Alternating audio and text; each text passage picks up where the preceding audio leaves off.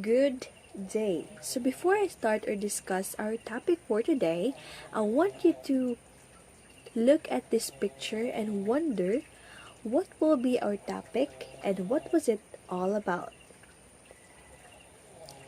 Okay, this picture shows global migration. In this lesson, we will look at global migration and its impact of the receiving country and the sending country. There are lots of challenges relating to global migration, but migration is not a matter. There is nothing wrong of moving from one place to another. Human beings have always been a migratory. These are the results of their movements, that they are populated communities experiences diversity and economies prosperity. Instead of looking migration as a positive and a negative impact, look at this as a complex social phenomenon that even in today's contemporary globalization. So what is migration? Migration is a generic term for migrant that anyone moves to another country. And there are also two types of migration. What are those? First type of migration is internal migration. It refers to people moving from one area to another within one country. For example, you are from Cebu and you moved to Manila because of your work. That is internal migration, moving from one place to another in the same country. The next type, or the second type of migration, is the international migration that people cross borders of one country to another country. A good example for this is an OFW flies to Hong Kong to become the domestic helper. This international migration is moving from one country to another country.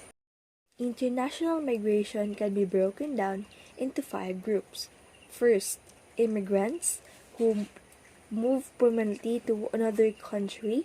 Second is temporary workers who stay in another for a fixed period, at least 6 months in a year. Third is the illegal immigrants who has violation of an immigration laws of that country. Fourth is the petitioned whose families have petitioned them to move to the destination country. For example, if you would like to be a citizen or a permanent resident of Hong Kong, an immigrant petitioned needs to file on your behalf by either of your relatives or employer, in some case by yourself. The two types of immigrants visa petitioned are family-based or employment-based petitioned.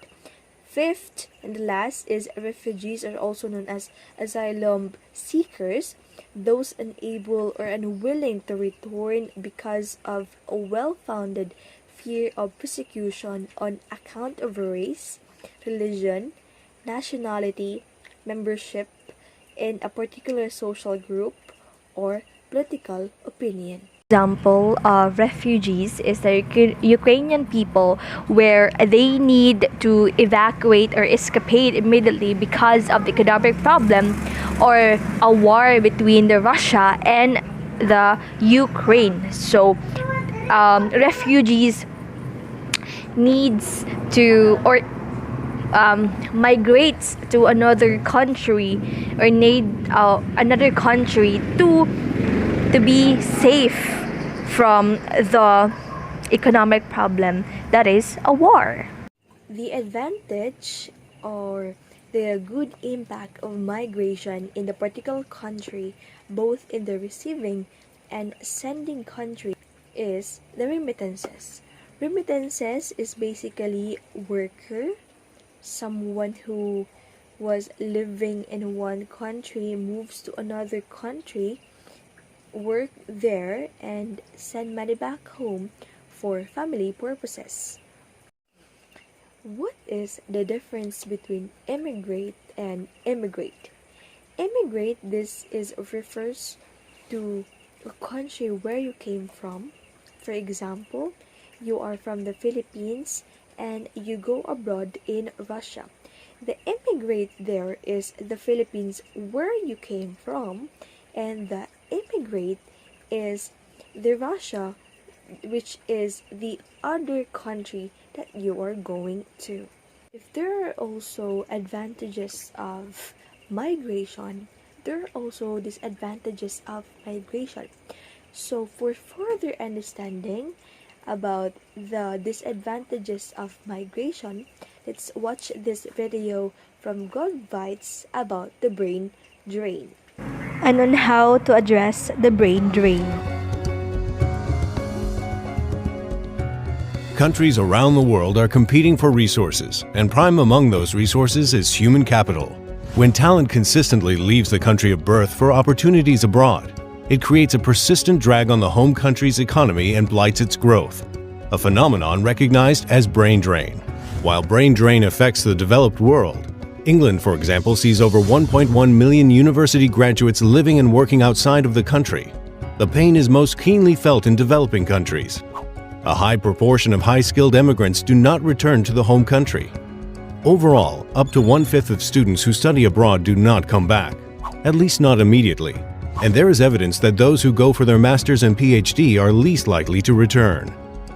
An estimated 70% of Chinese students who study overseas never return to their homeland, and around half of African inventors live outside their home country. Due to brain drain, talent becomes scarce, more expensive, and hard to retain, and companies begin chasing few qualified individuals, triggering the cost of talent to become exorbitantly high. One temptation in handling the immigration of those educated out of the country might be to pull back on education initiatives, which could have negative side effects. Migration has been one of the major contributors to the development of the most talent-ready countries such as Singapore, Switzerland, and Canada. Also, the possibility of earning higher income encourages people to take education more seriously and to aspire for higher education. Furthermore, immigration of those who enter the talent pool has been found to stimulate the development of human capital, and if they do return home, they bring back useful skills and professional networks back with them. So instead of pulling back, success stories in dealing with brain drain are more attributed to factors beyond the realm of migration policy, such as strong economic growth and relative political stability. Taiwan managed to lure back immigrants from Silicon Valley and build a thriving electronics and technology industry through other tactics. First, actively networking with the Taiwanese diaspora to promote their return. Second, subsidizing vocational rather than advanced education so that returnees would find a ready labor force, who in turn would benefit from their initiatives. And third, the creation of science parks that replicated the Silicon Valley environment and lifestyle that the returnees were used to. The best policies for encouraging brain circulation and investment from the diaspora is creating business-friendly policies that encourage entrepreneurship. Quality of life also plays a great role in the decision of immigrants returning. Modern housing, good school options for families, and effective healthcare systems all register as priorities for potential returnees.